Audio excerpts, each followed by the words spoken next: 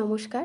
আজ ভিডিওটিতে দেখাবো চুড়ি তৈরি করতে কি কি জিনিস লাগে, চুড়ির দাম কিভাবে নির্ধারণ করতে হয় এবং এই সুন্দর চুড়িটিকে আমি সহজেই কিভাবে তৈরি করলাম তার সম্পূর্ণ টিউটোরিয়ালটি। আশা করছি সম্পূর্ণ ভিডিওটি দেখলে এই সংক্রান্ত সমস্ত প্রশ্নের উত্তর তোমরা পেয়ে যাবে। তো চুড়ি তৈরির জন্য প্রথমেই লাগবে এই ধরনের চুড়ির বেস, যেগুলো কিন্তু তোমরা একটু অনলাইন বা অফলাইনে খোঁজ করলেই পেয়ে যাবে।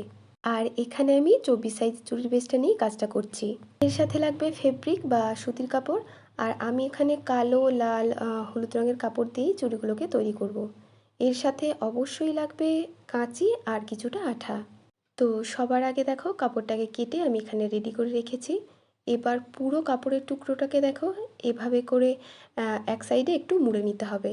কেন মুড়ে নিতে হবে সেটা একটু পরে বলছি, তবে তার আগে বেশটাতে একটু আঠা দিয়ে কাপড়টাকে দেখো এভাবে করে আড়াআড়িভাবে বসিয়ে কাপড়টাকে ধীরে ধীরে মুড়তে হবে। এই কাপড় পেঁচানোর সময় অনেকেরই কিন্তু দেখবে কাপড়টা কুঁচকে বা ভাঁজ হয়ে যাচ্ছে, সেটা কিন্তু মূলত এটার জন্যই হয়। ধীরে ধীরে কাজটা করলে কিন্তু এই সমস্যাটাও হবে না আর ফিনিশিংটাও খুব ভালো আসবে।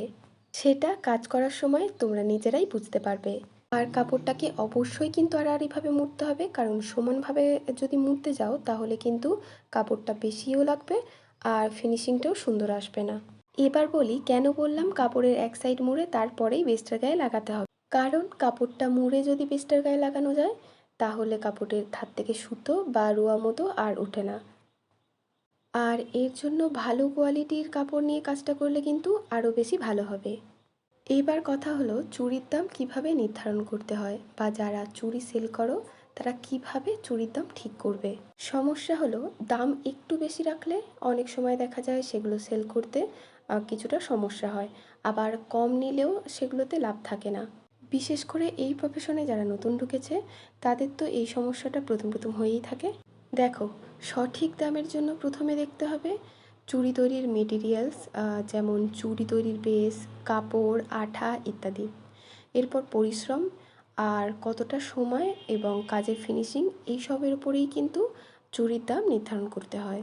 মানে সহজ ভাষায় বলতে গেলে প্রতিটা চুড়ির বেস কেনার সময় কত দিয়ে নিয়েছো সেটার দাম, এরপর বেসের গায়ে জড়ানোর জন্য কেনা কাপড়ের কতটুকু অংশ লেগেছে সেটার দাম, কতটা আঠা খরচা হলো, এরপর বাকি মেটেরিয়ালস যদি ব্যবহার করে থাকো সেটা যতটা ব্যবহার করেছো সেটার দাম ধরার পর তোমার পরিশ্রমের দাম, মানে চুড়িটা তৈরি করতে যতটা সময় লেগেছে সেই সময়টার জন্য তুমি কত টাকা রাখতে চাও, এবং শেষে তোমার কাজের ফিনিশিং মানে তোমার চুড়িটা কেমন হয়েছে সেটা দেখেই টোটাল দামটা নির্ধারণ করতে হয়।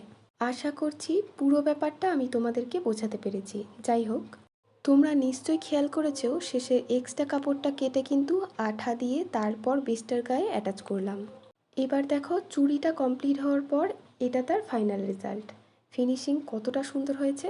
আর ঠিক এই প্রসেসেই কিন্তু আমি বাকি চুড়িগুলোকেও রেডি করে নিয়েছি। এবার এগুলো একটু শুকানোর পর এগুলোর উপর এবার ডিজাইন করে নেব।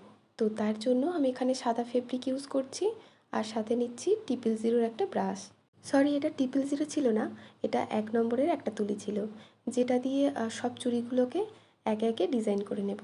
এবার ডিজাইনটাকে ঠিক কিভাবে তুলছি দেখো, একদিকে ডিজাইনটা করার পর ঠিক তার বিপরীত দিকে মানে চুড়ির গায়ে ডিজাইনটা করছি। আর এটা কিন্তু খুব সহজ রাখার চেষ্টা করেছি, যাতে যারা বিগিনার আছো বা যারা নতুন চুড়ি ট্রাই করছো তারা যাতে এটা দেখে ডিজাইনটা খুব সহজেই তুলতে পারো। এবার দেখো এই ডিজাইন দুটো করার পর এর মাঝখানের যে জায়গাটা আছে সেখানে এক এক করে আরও দুটো ডিজাইন করে নেব। এইটা একটা প্যাটার্ন দেখালাম, তবে তোমরা চাইলে তোমাদের পছন্দ মতো যে কোনো ডিজাইন যে কোনোভাবেই তুলে নিতে পারো। এটা একটা পয়লা বৈশাখ স্পেশাল চুড়ির অর্ডার ছিল, আর এই চুড়ির ডিজাইনটা আর ঠিক এভাবেই কাস্টমাইজ করতে বলা হয়েছিল বলেই আমি এভাবেই করলাম। আর দেখো এই ডিজাইনটা বাকি চুড়িগুলোতে করে সব চুড়িগুলোকে কিন্তু আমি রেডি করে নিয়েছি। আর এখনই দেখো চুড়িগুলো কি সুন্দর দেখতে লাগছে না। যাই হোক, এগুলোকে আরও একটু সুন্দর দেখানোর জন্য এগুলোর সাথে আমি এরকম কিছু হ্যাঙ্গিং বল অ্যাটাচ করব, আর তার জন্য এখানে সূচ আর সুতো নিয়ে নিয়েছি। এগুলো অ্যাটাচ করা কিন্তু খুবই সহজ, তবে শেষে কিন্তু সুতোর মুখ দুটো খুব ভালোভাবে বেঁধে নিতে হবে, তা না হলে হ্যাঙ্গিং বলগুলো পরে খুলে যাওয়ার চান্স থাকবে। এগুলো অপশনাল, চাইলে তোমরা এই হ্যাঙ্গিং বলগুলো ইউজ নাও করতে পারো, এর জায়গায় ওই শুধু ফেব্রিক দিয়ে কাজ করলেও কিন্তু খুব সুন্দর দেখতে লাগবে। যাই হোক, চুড়িগুলো তোমাদের কেমন লাগলো সেটা কিন্তু অবশ্যই কমেন্টে জানাতে ভুলো না।